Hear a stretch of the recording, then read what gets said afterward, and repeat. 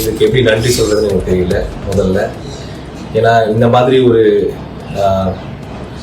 ஒரு historic victory எல்லாம் நான் கனவுல கூட எதிர்பார்க்கல. தமிழ்நாட்டில் போட்டியிட்ட முதல் தேர்தலிலேயே அதிக வாக்குகள் வித்தியாசத்தில் வெற்றி பெற்ற திருவள்ளூர் நாடாளுமன்ற உறுப்பினர் சசிகாந்த் செந்தில் உருக்கமாக நன்றி தெரிவித்த காட்சிதான் இது. விருப்ப ஓய்வு பெற்ற IAS அதிகாரியான சசிகாந்த் செந்தில் மக்களவைத் தேர்தலில் காங்கிரஸ் சார்பில் திருவள்ளூர் தொகுதியில் போட்டியிட்டார். தமிழ்நாட்டில் திமுக கூட்டணி 40க்கு 40 இடங்களையும் கைப்பற்றிய நிலையில் முன்னணி தலைவர்கள் பலரையும் விட அதிக வாக்கு வித்தியாசத்தில் சசிகாந்த் செந்தில் வெற்றி பெற்றார். அதாவது 5,72,155 வாக்கு வித்தியாசத்தில் வெற்றி பெற்றார்.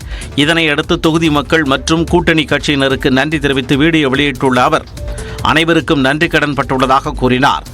என்னால் முடிந்த அளவு என்னுடைய சக்திக்கு அப்பாற்பட்டும் கூட நான் நம்ம திருவள்ளூர் தொகுதி மக்களின் எல்லா பிரச்சனைகளையும் அவங்க கூடவே நான் நிற்பேன் அப்படின்ற வாக்குறுதி நான் அளிக்கிறேன். மக்களுக்காக எந்த நிலையிலும் களத்தில் நிற்பேன் எனவும் அவர் தெரிவித்துள்ளார். அண்ணா பெரியார் பெயரை கூறி இன்னும் எத்தனை நாட்கள் மக்களை ஏமாற்றுவார்கள் என கடலூர் மக்களவை தொகுதியில் போட்டியிட்ட பாமக வேட்பாளரும் திரைப்பட இயக்குநருமான தங்கர்பச்சான் காட்டமாக பேசியுள்ளார். கடலூரில் செய்தியாளர்களை சந்தித்த அவர் தேர்தல் பரப்புரைக்காக மக்களை சந்திக்க தனக்கு 22 நாட்கள் மட்டுமே கிடைத்ததாக கூறினார். கடலூரில் தீராத பிரச்சனைகளை தீர்க்கவே தேர்தலில் களம் கண்டதாகவும் தெரிவித்தார். என்னைக்கோ இறந்து போயிட்ட பெரியாரையும் என்னைக்கோ இறந்து போயிட்ட அண்ணாவையும் சொல்லி எவ்வளவு காலத்துக்கு இவங்க ஏமாத்திக்கிட்டே இருப்பாங்க? பெரியாரும் அண்ணாவும் இருந்த திமுக அன்னைக்கு இருக்கு. அண்ணா உட்காரதுக்கு வீடு கூட இல்லாமல் இருந்தார்.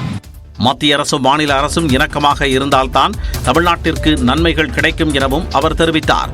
எதையாவது செய்ய முடியுதா அந்த மக்களுக்கு? முதல்ல மத்திய அரசாங்கமும் மாநில அரசாங்கமும் இணக்கமாக இருந்தால் தான் இந்த தமிழ்நாட்டுக்கு ஏதாவது கிடைக்கும். கடந்த 5 ஆண்டுகளாக எதுவுமே கிடைக்கல. இப்போ இந்த முறை மட்டும் கிடைக்குமா? கடந்த முறை தமிழ்நாட்டில் இருந்து தேர்ந்தெடுக்கப்பட்ட மக்களவை உறுப்பினர்களால் நாட்டிற்கு கிடைத்தது என்ன என்றும் தங்கர்பச்சான் வினவினார். மக்களவைத் தேர்தலில் மகாராஷ்டிராவில் ஏற்பட்ட தோல்விக்கு பொறுப்பேற்று துணை முதலமைச்சர் பதவியில் இருந்து விலக இருப்பதாக பாஜக மூத்த தலைவர் தேவேந்திர பட்னாவிஸ் தெரிவித்துள்ளார். 2019ஆம் ஆண்டு நடைபெற்ற மக்களவைத் தேர்தலில் மகாராஷ்டிராவில் 23 இடங்களில் வெற்றி பெற்ற பாஜகவுக்கு இம்முறை 9 இடங்கள் மட்டுமே கிடைத்தது. இந்த நிலையில் தேர்தல் தோல்விக்கு பொறுப்பேற்று பதவி விலக இருப்பதாக அம்மாநில துணை முதலமைச்சர் தேவேந்திர பட்னாவிஸ் தெரிவித்துள்ளார்.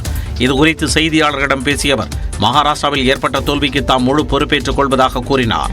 அரசியல் சட்டத்தை பாஜக மாற்றிவிடும் என்ற எதிர்க்கட்சிகளின் பரப்புரையை தடுக்க தவறியதாகவும் தெரிவித்தார். அரசு பொறுப்புகளில் இருந்து தன்னை விடுவிக்க வேண்டுமெனவும் கட்சிப் பணிகளை ஆற்ற அனுமதிக்குமாறும் பாஜக தலைமையை கேட்டுக்கொள்வதாக அவர் கூறினார். தேர்தலின் போது உத்தரப்பிரதேச மாநிலத்தின் மேலிட பொறுப்பாளராகவும் தேவேந்திர பட்னாவிஸ் நியமிக்கப்பட்டிருந்தது குறிப்பிடத்தக்கது.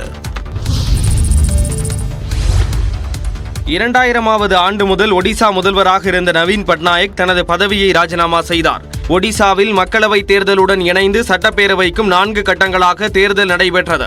இந்த தேர்தலில் பாஜக மற்றும் பிஜு ஜனதா தளம் ஆகிய கட்சிகளுக்கிடையே நேரடி போட்டி நிலவியது. 24 ஆண்டுகளாக ஒடிசா முதல்வராக இருந்தவர் நவீன் பட்நாயக் கடந்த 2019இல் நடைபெற்ற ஒடிசா சட்டப்பேரவை தேர்தலில் மொத்தமுள்ள 147 இடங்களில் 112 இடங்களை கைப்பற்றி பெரும்பான்மை பலத்துடன் ஆட்சி அமைத்தார். இதை முறியடிக்க ஆளும் கட்சி மீது ஊழல் குற்றச்சாட்டை முன்வைத்து பிரச்சாரம் செய்ய தொடங்கிய பாஜக தலைவர்கள் முதல்வர் நவீன் பட்நாயக்கின் வலது கரம் என்றும் அரசியல் வாரிசு என்றும் கூறப்படும் தமிழ்நாட்டைச் சேர்ந்த VK பாண்டியனை குறிவைத்து ஒடிசாவை தமிழர் ஆளவிடக் கூடாது என்று வலியுறுத்தினர். இதற்கு நவீன் பட்நாயக் VK பாண்டியன் தனது அரசியல் வாரிசு அல்ல என வெளிப்படையாகவே மறுப்பு தெரிவித்தார். இந்த நிலையில் நேற்று நடைபெற்ற வாக்கு எண்ணிக்கையின் போது ஆட்சி அமைக்க 74 இடங்களில் வெற்றி பெற்றால் போதும் என்ற நிலையில் பாஜக 78 இடங்களை கைப்பற்றி முதன்முறையாக ஒடிசாவில் ஆட்சி அமைக்கிறது. பாஜகவுக்கு அடுத்தபடியாக ஆளும் பிஜு ஜனதா தளம் 51 இடங்களை பிடித்தது. மேலும் காங்கிரஸ் கட்சியானது 14 இடங்களை கைப்பற்றியுள்ளது.